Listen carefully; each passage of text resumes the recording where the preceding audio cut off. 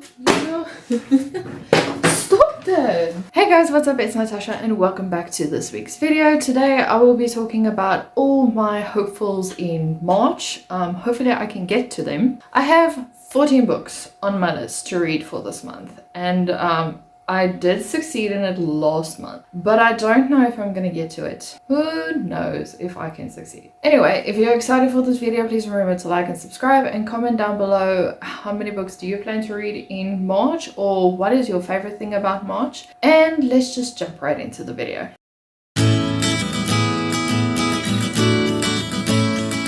So the first two books are basically on my 24 books to read for 2024. If you haven't checked out that video, I'll link it down below. But it's basically me just trying to read 24 books that are on my TBR shelves, whether it be on my Kindle or on my physical shelves that I'm trying to read. And I have 12 physical books and I have 12 Kindle books. Now the physical book that I want to read is The Vanishing Half by Brit Bennett. I've heard great things about this. I think it's about two sisters who have been split up by birth, and by some miracle they find each other and they're trying to figure out why they were split up in the first place. I am looking forward to this. I think I bought this last year and it's been sitting on my shelves ever since. I think that's all I can say about this one. How very exciting of me. Now the next book in my 24 books to read for 2024 is When You Had Power, and I believe this is a fantasy novel. I'm not sure. I forgot how the cover looks, but I will see it once I put it up here, and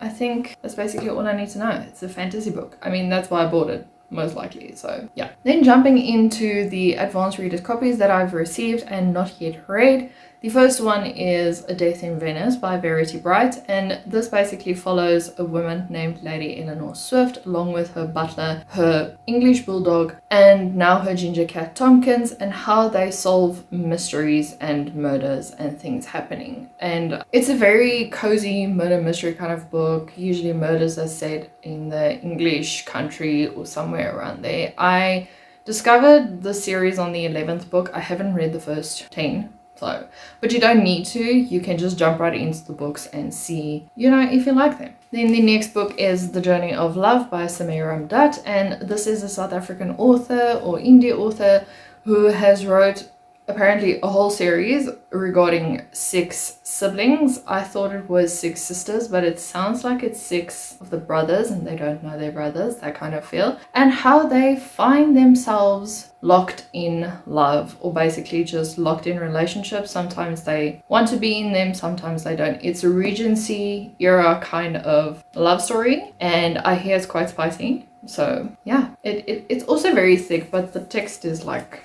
hold on, it's large. So I think I will be finishing this quite soon. Then the next one I think was also on my February hopefuls, but I never got to it, and it's Spitting Gold. This is an ARC I received, or an e-ARC that I received from Penguin, and it kind of looks witchy, fortune teller kind of style. So yeah, I think that's all I can say about that book, because I have not read the blurb at all. But it does look interesting and I love the cover. And then the last one I would classify as an ARC, but it's already on Kindle Unlimited. This is from a book company that reached out to me on Instagram and asked me if I wanted to read some of their books, and if you read them, you get prizes when you rate them on Goodreads, something along those lines. But I thought it's a good way to also support indie authors. I believe it's indie authors, and this book is The Blue-Eyed Dog, and this sounds like a coming of age murder mystery book. Now moving on to my book club picks. I have so many books. Anyway, the first book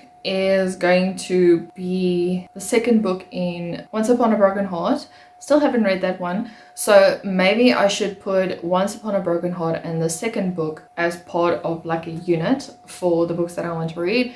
And this is basically about a girl whose heart has been broken, and then she goes to the King of Broken Hearts or something along those lines, and he asks 3 true love's kisses to grant some of her wishes. And it's kind of also like a coming of age fantasy story, young adult fantasy story. So I'm really looking forward to this. I'm going to see if I can make a break in it this week. Then the next book club pick, it has not been finalized, but it does look like the poll pick for this one has won, and it is Sesame by Tahira Mafi.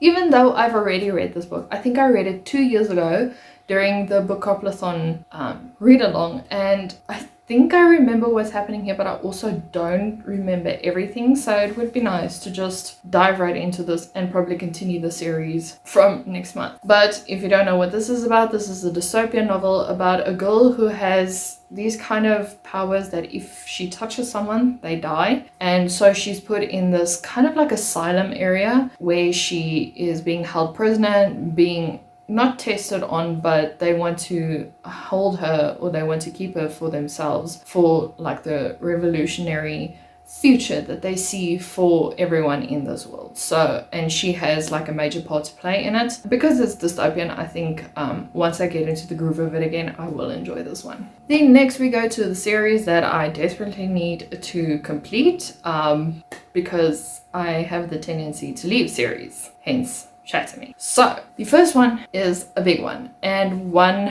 that has been my most anticipated read for quite some time, but I had to finish the first 2 books before I continued with the rest. And this one is House of Flame and Shadow by Sarah J. Maas. And this basically follows Hunt and Bryce and the whole thing happening in Midgard. They first were investigating a series of murders that turns out to be linked to a lot of other things that I don't want to spoil. So yeah, it's an urban fantasy, is really enjoyable, and I enjoy the characters so much. Some of the characters annoy me more than others, but yeah, they're really fun. It's also a very thick book, so hopefully I can get to this one soon. Then the next one is the second book in the Vampire Academy series, and this is Frostbite by Rochelle Mead. And this basically follows one alive vampire, if you want to call it that, and her guardian, and how they are trying to protect her from things that are happening around her, because the vampire Lissa has very interesting magic that makes her vulnerable to a lot of things. So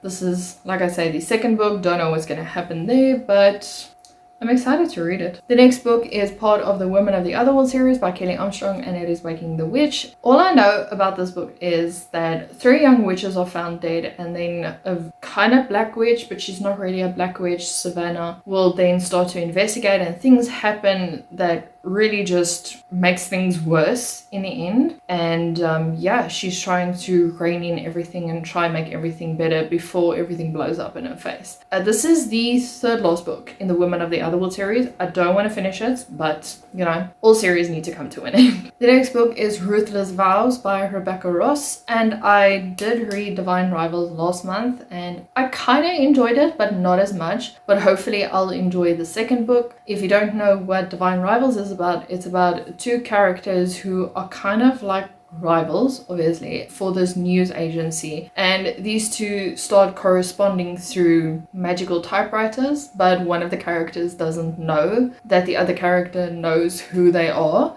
So it's a whole thing about that while they are covering the war between 2 gods who have been in slumber for like 100 years. And now it's the second book. Because this was a book club pick for last month, we had this whole discussion, and they were like, no, but maybe you should read the second book, maybe you'll enjoy it more. And hopefully I will. I wanted more from Divine Rivals, and I felt like I didn't get that, but my review will be up soon. And then the last book is City of Darkness by Karina Hall, and this is part of the Underworld Gods trilogy, I believe. Or it's a series or it's a trilogy. I'm not sure if Karina has decided if she wants to continue with the series, but as far as I know, she said it's only going to be a trilogy. And this follows Han, how she is trying to find her father and discovers that he is in the underworld. So she follows him there and is forced into a marriage with death. It's also inspired by Finnish law, so, you know, it takes a spin on the Hades and Persephone kind of feel. I also describe it as a Hades and Persephone meets Beauty and the Beast retelling. It is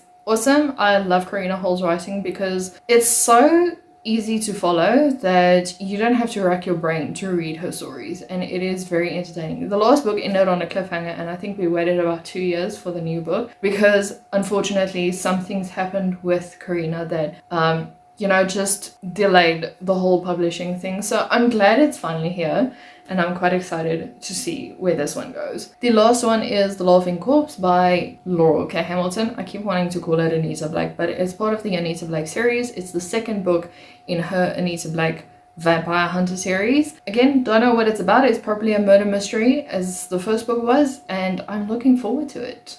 Mostly because the cover looks awesome.